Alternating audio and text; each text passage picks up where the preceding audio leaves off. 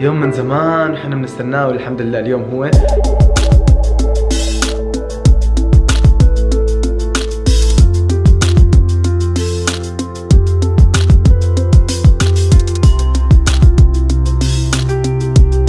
السلام عليكم، معكم براقب فلوج جديد، ويا صباح الخير باخر يوم اختبارات عندي. ايوه نعم، اليوم يوم من زمان احنا بنستناه والحمد لله اليوم هو. حاليا لبست تجهزت وكل شيء تمام، وراجعت الماده. اليوم عندي احياء، واكيد راح اخذ الكام معي بحكم ان اليوم اخر يوم. بس قبل ما نطلع صح لازم صراحه بشوف الجو اليوم لحد الان حلو، بس بالعاده ما بيكون حلو لهلا يعني. الحمد لله يعني الجو اليوم مش بس زياده عن اللزوم، بس بتوقع الظهر راح يكون شوب جدا.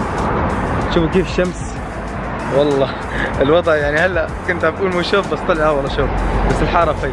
طبعا نجيب كاس. هذا القلم من اكثر الالات اللي راح اشتاق لها بيوم من الايام، ساعدتني كثير ايام الدراسه. كان احط لها كابتشينو. والله راح نشتاق لك. الكوب جاهز، متوجهين للدوام. وحاليا وصلنا لاخر يوم، النقطة الحاسمة. شوف الشعب كله هو بالانتظار، بس طبعا مو الكل متخرجين. آخر مرة ننتظر مثل هذا الانتظار، آخر مرة خلاص. ساحات المدرسة، إلى اللقاء. ومدرستي العزيزة، سوف نشتاق لك يوما ما. طلعت من الاختبار، وصراحة يعني من جد التخرج فيه سيئات وفيه ميزات. شوفوا مدرستي هي، هشتاق لها كثير بيوم من الأيام. أيام حلوة عشتها صراحة، 3 سنين مو صعب يعني، مو سهل ابدا. اتوقع راح اشتاق كثير للمدرسه. شوفوا كيف خفف الايزو، فالاضاءه ما ادري ليش مو ضابطه بالكاميرا اليوم. مدرستي العزيزه.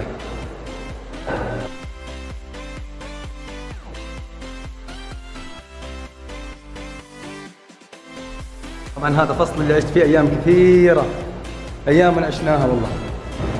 هنا الطاولات، بس حاليا صارت لجنة اختبار. اتوقع مو هذاك هو المقعد تبع. طبعا مكتوب اسمي على المقعد بيبو. برنامج الفصل واشياء كنا نكتبها ايام الاختبار.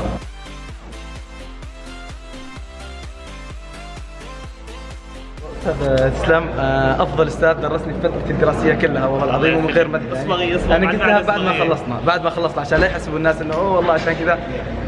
من جد افضل استاذ درسني والله انت صراحه. الله يسلمكم. وان شاء الله يعني لنا لقاءات في المستقبل ان شاء الله. نتواصل مع بعض في الجامعه ان شاء الله. ان شاء الله استاذ، ناويين الجامعه ونشيك ونرفع راسك يعني، تفتخر انك درستنا ان شاء الله. وإحنا حاليا عندنا صديقي مصطفى. السلام عليكم. صراحه يا مصطفى افضل انسان مصري بشوفه في حياتي والله. اقسم بالله العظيم. شوف والله الشخص اللي خلاني اني احب المصريين بقوه هو انت. اقسم بالله من غير مزح يعني، بغض النظر عن الجنسيه، بس افضل شخص شفته بحياتي مصري هو انت. والله العظيم. والله ثم الله واشهد الله انت افضل السوريين اللي قابلتهم حبيبي والله. تسلم. وان شاء الله نكون على طول مع تواصل. وهذا الفيديو للذكرى كذا، نفتح المدونه ونشوفه مع بعض ان شاء الله. حبيبي والله. ان شاء الله راح نكون يعني بالمستقبل الاحوال ان شاء الله هذا المقطع بنشوفه على طول، وبعد 10 سنين بنفتحه بتكون انت دارس التخصص اللي بيعجبك ودارسين. وهنا الشعب، دولة ويلكم، راشد الشعب. هلا بالمتخرجين، هلا والله، هلا. I'm fine. ازيكم؟ وعاملين ايه؟ ترى هذا فلوج. ايه. قولوا كلمة بمناسبة. انا اقول مرة سعيد لانه جهد قوي بذلناه. يلا ان شاء الله الجامعة ان شاء الله نشوف. ان شاء الله الجامعة. هو مو عارف ايش يتكلم، بس يلا على الجامعة ان شاء الله. للأمانة حلو التخرج وبنفس الوقت ما حلو. ليش؟ لأنه بالنسبة للحلاوة أنت خلاص راح تنتقل لمرحلة جديدة بحياتك، راح تروح جامعة ومن هالكلام. ما بعرف وين راح أدرس جامعة، الله يوفقنا جميعا. بس بالنسبة للشيء اللي مو كويس بالتخرج إنك راح تترك ناس عشت معهم فترة طويلة، راح تشتاق، وصعب إنكم تجتمعوا مثل الأول. يعني شيء مستحيل مثلا فصل من 30 طالب أو صف من 30 طالب يجتمع مرة ثانية، فهذا شيء صعب. ويعني رح نشتاق كثير. وللمعلمين بشكل خاص صراحة يعني أصعب شيء الواحد يعني يترك ناس بيحبهم من جد، ومنهم المعلمين منهم الطلاب بشكل عام. ان شاء الله على طول بنكون على تواصل ويجمعنا مع بعض يعني بعد ما نكون درسنا وعشنا حياه منيحه، نرفع راس المدرسين. يلي بيتابعني ومو متخرج ان شاء الله بتمنى لك التوفيق وتتخرج، سواء بعد سنه 5 10. اهم شيء الله يوفقكم تتخرجوا كلكم. وبالنسبه للمتخرجين من الثانوي من الجامعه من اي مرحله، ان شاء الله تشدوا حيلكم بالمرحله الجاي، سواء كنتم من الجامعه يعني تشوفوا حياتكم من الثانوي، تروحوا الجامعه، واي شيء رغبتكم فيه. ويحقق كل رغباتهم. كان المفروض اصور مع المدرسين لقطات كثيره ومن هذا الكلام، بس نصحوني انه ناجلها لمرحله استلام الملف، بيسلمونا الملف بحكم التخرج، فوقتها بيكون افضل، يعني ما بيكون في ضغط طلاب كبير. جدول اليوم في اشياء كثير، فوالله صراحه ما ادري كيف ابدا اصلا، يعني صراحه مو عارف كيف الواحد يبدا اليوم مثل هذا اليوم، يعني نو كومنت. حاليا ريحت اكثر من ساعتين ورجعت على البيت وقعدنا وكل شيء، مو باقي غير انه نشوف الدرجات والله يستر طبعا. هذا الفلوج حسب طلب ناس كثير انه اسويه بلهجتي الاساسيه، اللهجه السوريه يا براق سوي بلهجتك.